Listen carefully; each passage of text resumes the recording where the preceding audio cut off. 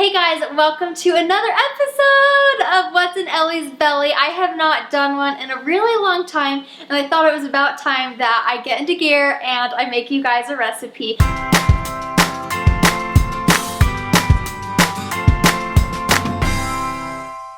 This is so easy. When my husband was in college, we needed to find easy, cheap meals and fast meals to make.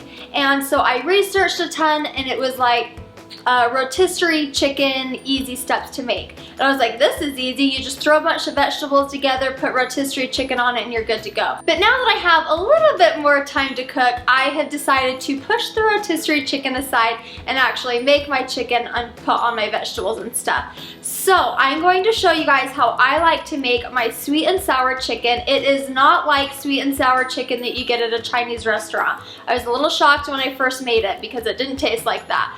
But it is a really yummy stir fry. It's really fast to make, really simple steps that I hope that you guys can follow along. I'll make sure to put the recipe down below, but let's get started with the rice first. Whatever kind of rice you want, you can make minute rice too if you want, but I just am putting it in my rice maker. I just put a cup of rice and 2 cups of water. I'm gonna let that cook while I start my chicken. So I just have my chicken breast here that I have cut up into little sections. I usually have a lot of these on stock in the freezer. So I'm gonna put my chicken breast chunks in my favorite pan. It is a Lodge cooking pan. It's like a little Dutch oven pan. It is my favorite thing to cook everything in.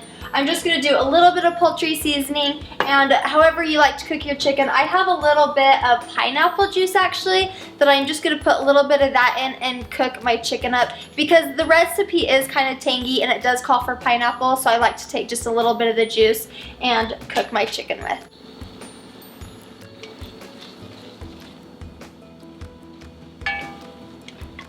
Now that your chicken is cooked all the way through, I'm just gonna take it all out and put it in a little bowl and just set it aside because I'm gonna cook all of my vegetables, and then once my vegetables are cooked, I'll put my chicken and we'll mix it all together. Now that I took my chicken out, you can see there is a little bit left over remainder stuff, but that's okay. We are using one pot, one dish. All the seasonings will taste great. I am putting some olive oil into my pan.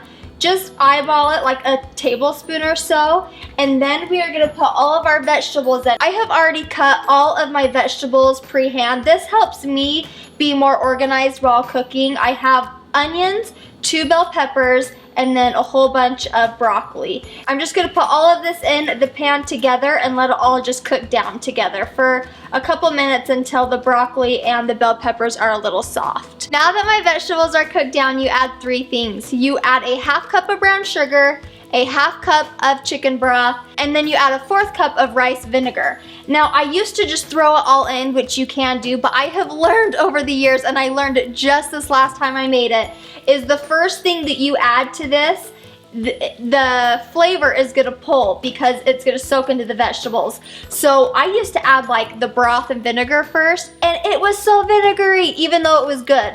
But add the brown sugar first to your vegetables because it'll soak up the sweetness, and it really is so divine. Me and my husband, we cannot get enough of it. So add a 1/2 cup of the brown sugar first.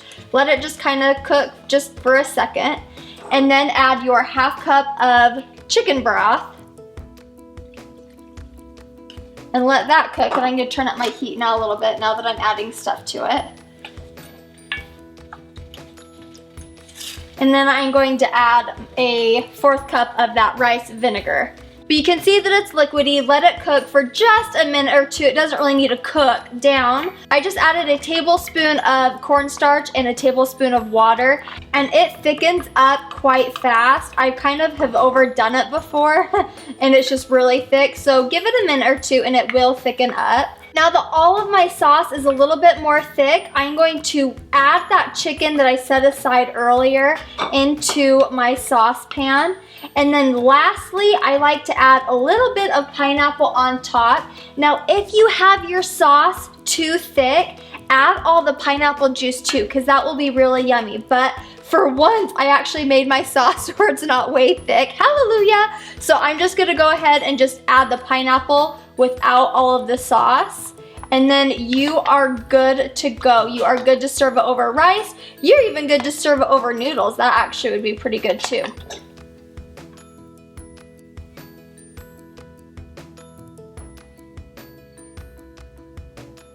Doesn't this look so good? It is such a yummy meal. Me and my husband love this. It is really easy to make, really fast to make. It tastes very tangy, it's very sweet. I love it, and I hope that you guys do too. If you make the recipe, feel free to tag me on Twitter or tag me on Instagram. I'll have all the links listed down below. But I love seeing you guys make the biscuits and gravy recipe. You guys just devoured it, and I loved it, so I hope that you guys like this dish just as much. Thank you guys so much for watching, and I will see you guys in my next video. Bye.